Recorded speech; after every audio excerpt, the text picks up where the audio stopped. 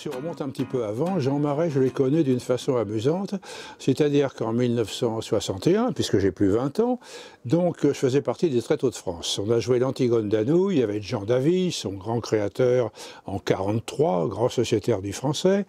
Donc on a joué ça avec les Tréteaux de France, dont le principe était de se déplacer de 50 à 60 km avec le chapiteau. D'où Saint-Trojan à Oléron, La Flotte, Ars-en-Ré, des petits...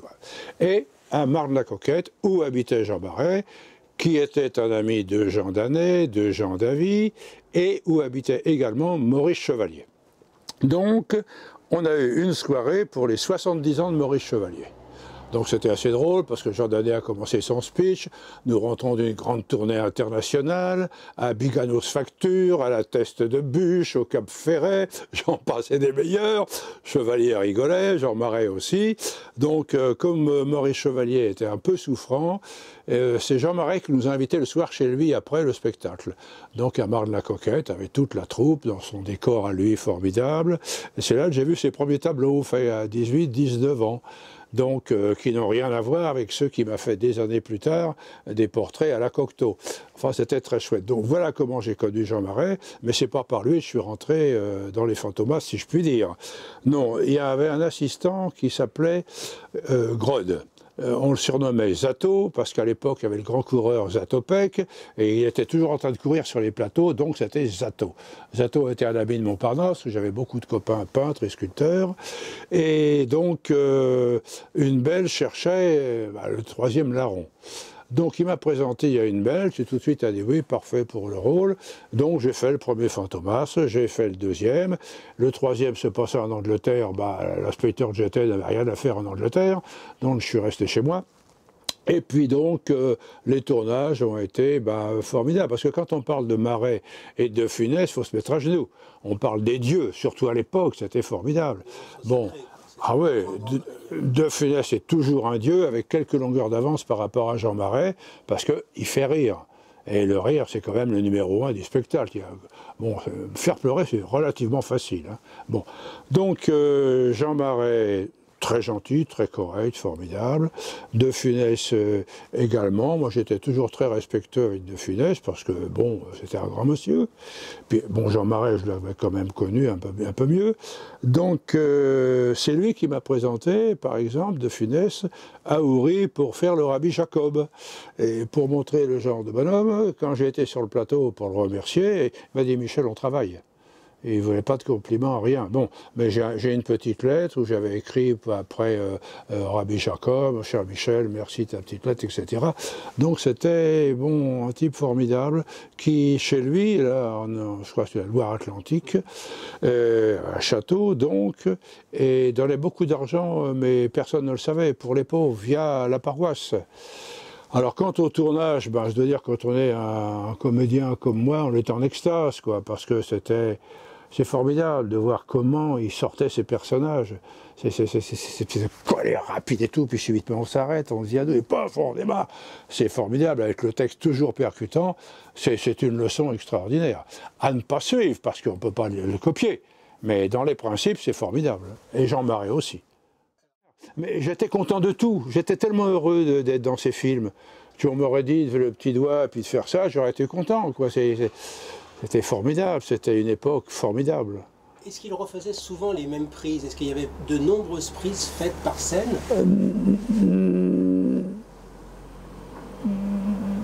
Pas tellement, pas tellement. Je repense entre autres à cette fameuse scène là où on grimpe. Bon, disons que j'avais un petit moment qui aurait pu être bien comique, elle n'a pas été montée. Il fallait que ça reste quand même, quand il est au lit, avec ses Dina, bon, il y a eu plusieurs prises, dont une qui était marrante, mais pour moi.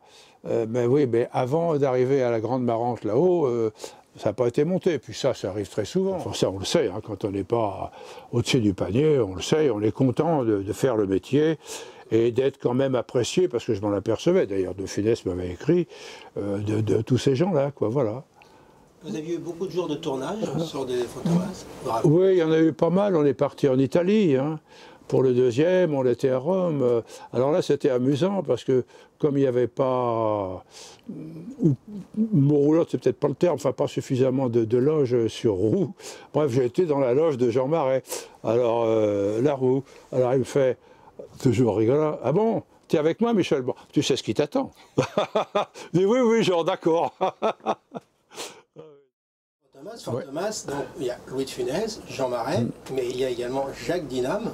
Oui, absolument, Jacques Dinam, bah, grand comédien, Jacques Dinam, qui a toujours été naturel. Tellement naturel que quand il était jeune, il est tombé amoureux d'une nana qui était une fille, je crois, de la famille Boudlione, enfin une fille du cirque. Et puis elle était mineure, on ne voulait pas entendre parler de ce mec qui n'était pas clown, ou au moins trapéziste, ou tout ce qu'on voudra.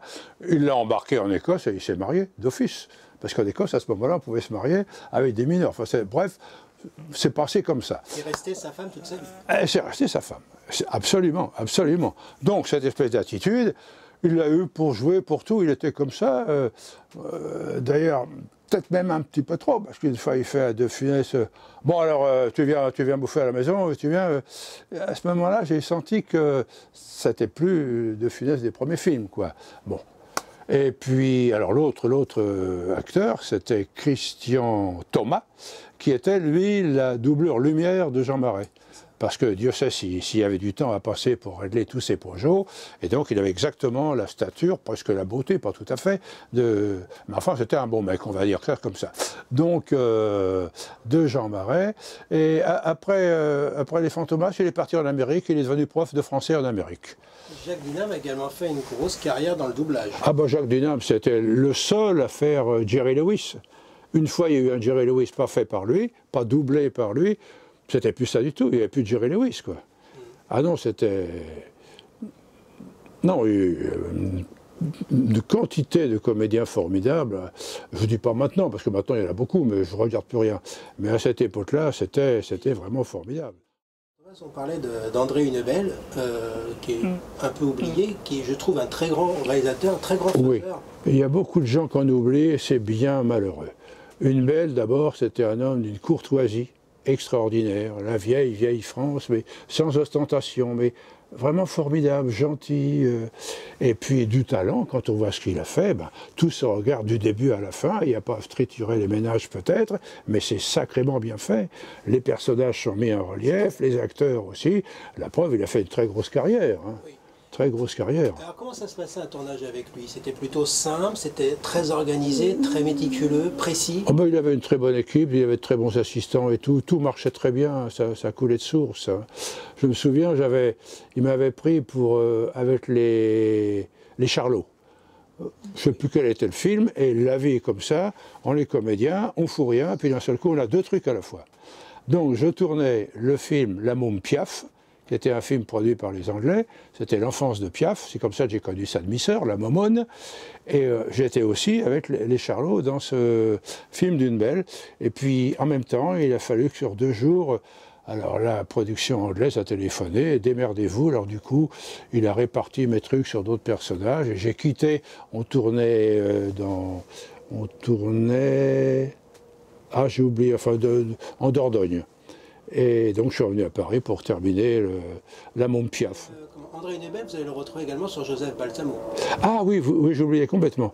Alors oui, alors ça c'est 6 ans après. Joseph Balsamo, ce qui fait que je parlais d'un dessin de Jean Marais.